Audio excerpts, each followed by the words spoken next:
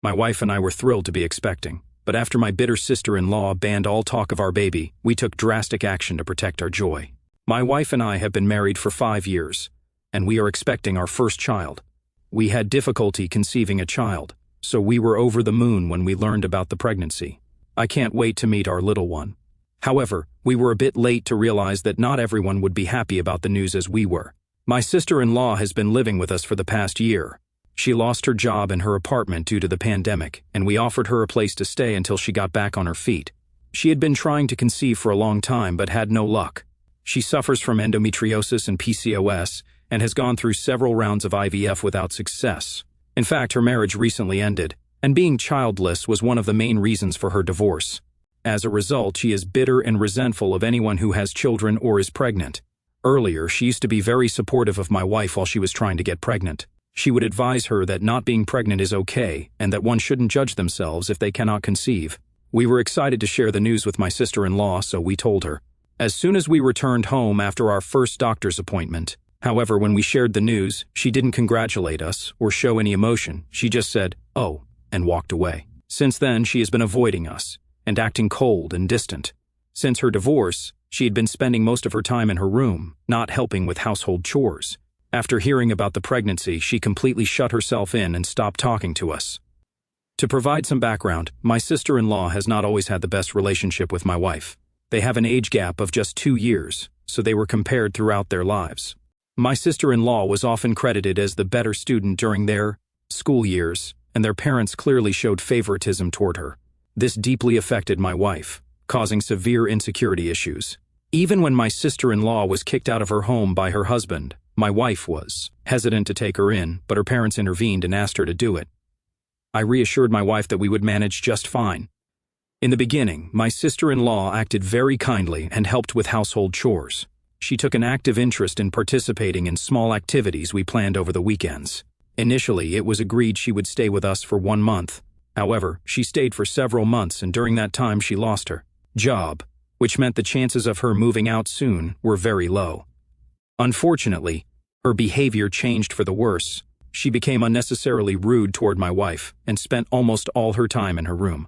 There were days when we rarely saw her. She started drinking from the alcohol bottles I kept in my cabinet without permission.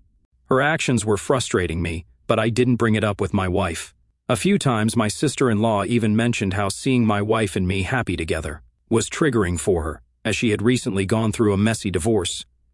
We didn't know how to react to her statements. The way she reacted to the news of my wife's pregnancy was the final straw. At first, we tried to be understanding and sensitive to her situation. My wife was very excited, as was I, so most of our conversations at home revolved around the new baby. My wife made a few attempts to discuss her pregnancy with her sister, but her sister almost always gave her the cold shoulder. We decided not to involve her much in my wife's pregnancy, but she crossed the line when she gave us an ultimatum. She said she couldn't stand hearing us talk about the pregnancy or seeing anything related to it in the house. She demanded that we keep it a secret from her. We were shocked by her demand. We told her we were not going to hide our joy or pretend our baby didn't exist. We said we were sorry she was going through a hard time, but that didn't give her the right to dictate how we live in our own home. We added that if she couldn't handle being around us, she should consider moving out. She got angry and called us selfish and insensitive. She claimed we didn't care about her feelings or how much she was suffering. She accused us of rubbing our pregnancy in her face and making her feel like a failure. She said we were the worst people she had ever met and that she hated us. We were speechless and hurt by her words. We told her we loved her and wanted her to be happy, but we couldn't change our reality for her. We said we wouldn't apologize for being pregnant or for wanting to share our excitement with family and friends. We made it clear we wouldn't let her ruin this special time for us. She stormed off to her room and slammed the door. We heard her packing her bags and throwing things around. We decided to leave her alone to cool off, hoping she would come to her senses and apologize, but she didn't the next day. She left a note on the kitchen table saying she was moving out and never wanted to see or hear from us again. She wrote that we were dead to her and that she hoped our baby would die too. We were shocked and heartbroken by her note. We couldn't believe she would say such horrible things. We tried calling and texting her, but she blocked our numbers. We reached out to her parents, but they had no idea where she was. We even contacted her ex-husband, but none of them knew her whereabouts. We've been waiting for 2 days, and there's been no news about her. We are worried. Am I the asshole for telling my childless sister-in-law we won't stop talking about my wife's pregnancy when she's present? Update 1. One day after I first posted, I got news from my wife's parents that my sister-in-law was at her friend's house. Apparently, she twisted the whole story and convinced my in-laws we were the villains. She told her parents my wife mocked her for being childless after hearing about the pregnancy. Thankfully, we had the note she left in the kitchen and showed it to my wife's parents. I don't know if they believe us, but I think we made our position clear. It was a very emotional moment for my wife, as she stood up for herself for the first time in front of her parents. She told them how toxic her sister had become, and how their parents' actions contributed to her toxicity. I'm hoping my sister-in-law will never cross paths with us again. Update 2. 2 days after my first update, one night we heard our doorbell ringing. It was my sister-in-law, and she was completely drunk. She wanted to crash at our place. Though my wife wanted to invite her in, I told her the woman who wished death upon our baby had no place in our home. I called a taxi and sent her to her parents' house. She made a huge scene when we didn't let her in, cursing us and the baby even more. It was a relief when she left. We called her parents to inform them she would arrive soon and went back to sleep. Update 3. We were devastated by her actions, but we decided not to let her affect us anymore. We focused on our pregnancy and our baby. We decorated the nursery, bought baby clothes and toys, and took maternity photos. We shared updates with our loved ones and received their support and congratulations. We enjoyed every moment of our journey and looked forward to meeting our son.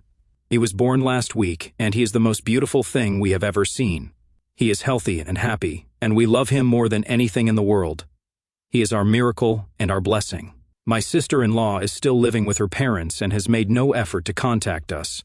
My wife's parents tried to mend things between us, but I told them unless she truly repents and apologizes for what she did, she has no place in our life. We don't know if she'll ever come back, but even if she does, I won't be comfortable having her around our child. We believe we did nothing wrong and have nothing to regret. We did what was best for us and our baby. Comment 1. You're the asshole for letting her into your house in the first place. Your wife was clearly uncomfortable with that decision, so you should have stuck with her opinion. Instead, you wanted to show off how kind you were and let a toxic person into your living space. The rest of the events happened as a result of your decision, so there's no point complaining about the consequences of your choices. You should have asked your sister-in-law to stay at her parents' house instead, or at least done that when she lost her job. Comment 2. Not the asshole. You did what was best for your marriage and your child, but you should have kicked her out much earlier.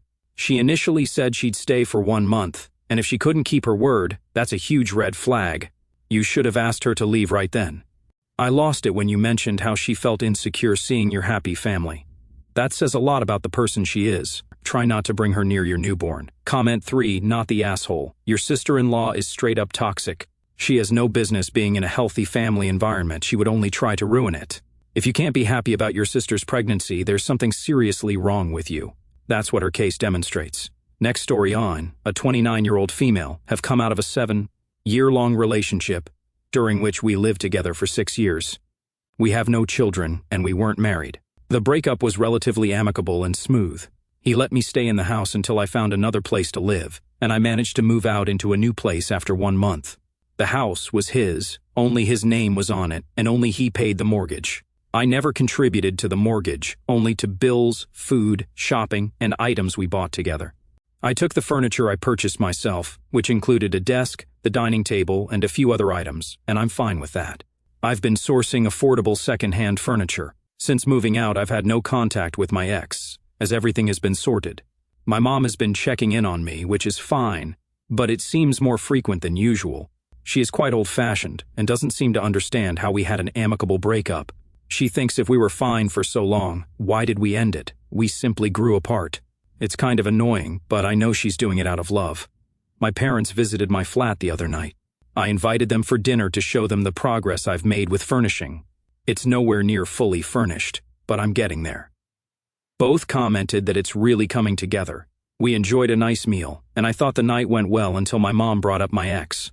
My parents have not offered any financial help, nor have I asked for any. I've been sourcing second-hand furniture from charity shops, social media marketplaces, and other places. My mom mentioned that I shouldn't be buying cheap second-hand items or furnishing over time. She thinks I'm entitled to monetary compensation from my ex due to sharing a house with him. She wouldn't stop talking about it, even after my dad and I protested. She was annoying me, and eventually I laughed and called her delusional for thinking I'm entitled to money from a house I paid nothing toward. My mom is pissed off with me. She says she's only looking out for me and that I deserve something since I'm now living on my own in a partly furnished flat. She says she doesn't want to see me until I apologize for my outburst. My dad thinks we're both in the wrong and both need to apologize. My sister says my mom needs to stop being so involved in my business and harping on about the breakup. My best friend thinks my mom is just trying to support me but going about it the wrong way, and that my reaction was valid, but I should let it go. Edit 1. My dad checks in on me, but it's much more relaxed compared to my mother. He is quite chill. They both love me very much, but I wish my mom could tone it down. Edit 2. I'm in England, where common law marriage is not legally recognized. I am not entitled to half of anything, which I think some American commenters are mentioning. Why would I want a house that isn't mine or anything else? Edit 3. My mom knows we broke up due to growing apart. She knows I never co-owned the house or paid toward it, so I don't know why she thinks I'm entitled to money. Edit 4. Please read my second edit. I'm in the UK, where there are no legal rights for unmarried cohabiting couples. Unless agreements like a cohabitation agreement or joint mortgage exist, I did not apply to stay in the property through a tenancy agreement. I don't want money, and I'm not owed money. Please understand that alimony and similar concepts aren't relevant to me. Comment, not the asshole, but your best friend is right. Your mom is concerned for you, and that's where this is coming from. But she should have stopped when you and your dad asked her to. I don't think you should apologize since you're not sorry for what you said, but you do need to let it go. Moms being annoying out of worry for their kids will continue regardless of how old the kids are. Next story on, a 22-year-old male, have a tight friendship group with R, L, and V, all 22-year-old males. We met at our local Dungeons & Dragons club and have been hanging out for years. We've been doing a great campaign for about 1 month now, and we've been planning to have our campaign finale with themed snacks, drinks, and decorations at V's apartment. He has the biggest place because he shares it with his girlfriend. V also lives with his little sister, A female, after his mom died a few years ago. The plan was for his girlfriend to look after A at her parents' place. But on the day of the event, V messaged us saying she couldn't babysit because her mom fell on some ice and was in the hospital. He offered that we could either rearrange or proceed with a there, who would just play video games in the background. Immediately, L and R said they didn't have an issue with her being there, and suggested we could even make her a character for the campaign. I couldn't understand this. It was meant to be just us, and adding a random new character in the finale would ruin it. Plus, A is super clingy to V, so I knew it would take his attention off the campaign if she was there. I asked V if he could find an alternative babysitter before the evening so we could stick to the plan. He said he didn't want to leave her with someone she didn't know so minute, or that it was easily rearrangeable because it would upset her. I got annoyed at him calling our event rearrangeable and called him out on it. He thought I was joking if I believed a D&D campaign was more important to him than his little sister's comfort. I said I obviously wasn't saying that, but I wasn't prepared to have our night turned into free babysitting. 5 said he had already offered to rearrange, and that I was free to host myself if I had such a problem with his sister. This was uncalled for because he knows I can't host due to lack of time and space to prepare and clean up. L and R both privately messaged me saying I was the only one who cared, and that we should be sympathetic to the situation. I have a lot of respect for 5, but I still don't see why he couldn't put a with a babysitter for one evening so our plans didn't get ruined, or why his girlfriend couldn't take her to the hospital. How is not wanting a random child at our game night an issue? They ended up hanging out that night, and I was invited but didn't go. They played a one-shot campaign, which also annoyed me because we always play D&D together. My mom thinks I was an asshole because V is raising a child by himself, but he has money from his inheritance and gets help from his girlfriend's family, so he isn't alone. My brothers agree I'm not the asshole because V shouldn't baby A so much that he won't put her with a babysitter. I want some reassurance, so I've come here. Am I the asshole? Edit. Okay, I see overwhelmingly I'm being voted the asshole. I'm going to take some time away from Reddit because I've started getting threats. I need to think about what happened and try to talk to Fifth. I definitely haven't been appreciating his role as a parent, not just an older brother, and I need to apologize. I struggled to make friends in school, and D&D was one way I made friends, but I think I've been too focused on the game itself rather than the good friends I've been playing with. Hopefully, I can mend this with everyone. I was afraid of the change but ended up making it worse. Once I figure out what to say, I'll talk to V and update you. Also, for those confused, my issue was never her joining us or being there. It was that Everyone seemed to reach a consensus on changing the whole plan so last minute. I should have just asked to reschedule. I let my excitement for the event get the better of me, and was desperate for it to go ahead as planned. This was the finale of the first arc, which I should have specified. I was so attached to it because it's been our best yet, and I was afraid of it being ruined by changes. But, as people have said, the whole point of D&D is adapting to change, and no good campaign is made by refusing to accept that. Comment, you're the asshole, and a big one. First, it's not free babysitting. She lives there in the place you'd be visiting. Get that straight. Second, bringing her to the hospital? Really? That was one of your solutions? You need to get over yourself. Look at you throwing a temper tantrum over this and getting mad that they had a one-shot D and D night without you since you couldn't handle having an 11-year-old girl around. Jesus. Looking back on everything that's happened over the past year, I find myself overwhelmed with a whirlwind of emotions that I never anticipated. When my wife and I first learned about her pregnancy, it was like a beacon of light piercing through the clouds of our struggles. We'd been trying for so long, facing disappointment after disappointment, and suddenly, there it was, our miracle. The joy was indescribable. It bubbled up from deep within me, making every day feel like a celebration. I remember holding her hand in the doctor's office, hearing that tiny heartbeat for the first time, and tears streaming down my face. It wasn't just happiness, it was relief, gratitude, and a profound sense of purpose. We were finally going to be parents, but as the days turned into weeks, that pure elation began to mix with other feelings, ones that were darker and more complicated, especially with my sister-in-law in the picture. At first, offering her a place to stay felt like the right thing to do. She was family, after all, my wife's sister, going through hell with her job loss, the pandemic's fallout, and her crumbling marriage. I convinced my wife it would be okay, that we'd manage, even though I saw the hesitation in her eyes. Looking back, I feel a pang of regret for not listening to her instincts more closely. She knew their history better than I did, the constant comparisons, the favoritism, from their parents that left her feeling like the lesser sibling. I thought I was being the supportive husband, the good guy stepping up to help, but now I realize it stirred up old wounds for my wife. And for me, it planted seeds of frustration that grew into something much larger. Living with her started off smoothly enough. She was helpful, engaging, and it felt like we were building a temporary family unit. But as months dragged on, her behavior shifted, and so did my emotions. The rudeness toward my wife grated on me. Little comments here and there that chipped away at our harmony. I'd catch myself clenching my jaw when she'd snap at my wife over something trivial.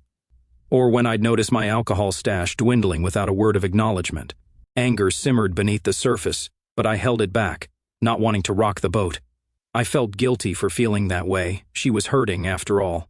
Her infertility struggles, the endometriosis, PCOS, the failed IVFs, they were real battles, and I empathized deeply. I'd lie awake at night, wondering how I'd feel in her shoes, childless. After years of trying, watching others succeed where I failed, it made me sad for her, a quiet pity that softened my edges. But pity isn't sustainable when it's met with resentment. Then came the pregnancy announcement. We were so excited, bursting at the seams to share it. Her reaction, or lack thereof, hit like a cold wave. That simple "oh" and her walking away left me stunned, a mix of confusion and hurt washing over me. Why couldn't she share in our joy? As she withdrew further, shutting herself in her room, avoiding us, the house felt heavier.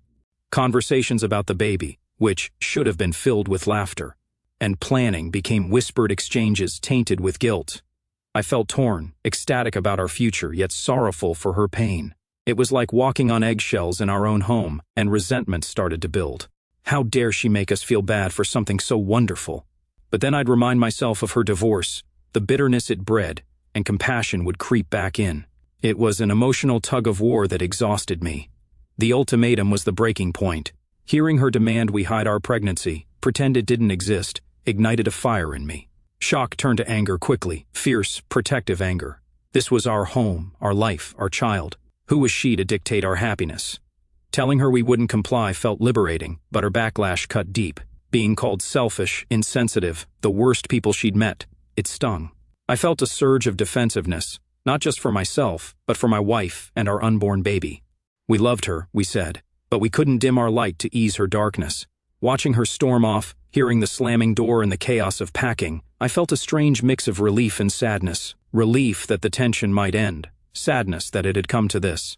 The note she left shattered us. Reading those words, "dead to her, wishing death on our baby," sent a chill through my soul.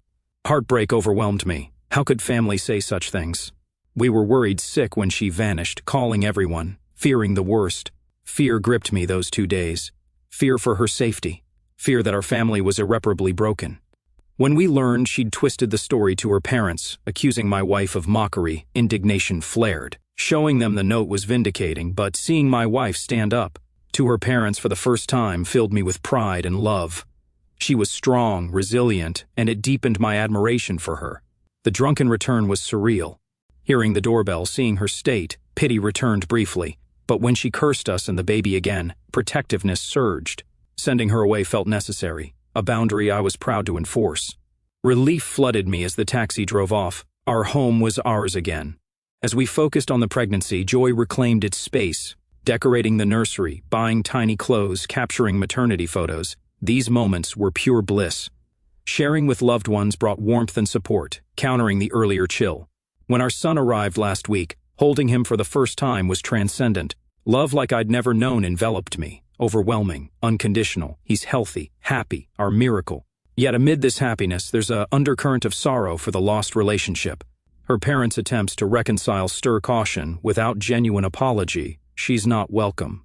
I feel resolute in that, protective of our peace. Reflecting on it all, I've grown. Regret for not acting sooner lingers, but forgiveness, for myself, for her, helps. Empathy remains, but boundaries are firm. This journey has taught me the complexity of emotions, joy intertwined with pain, love with loss. I'm grateful for our family, hopeful for the future, and at peace with our choices. We've emerged stronger, ready to nurture our little one with all the love we have.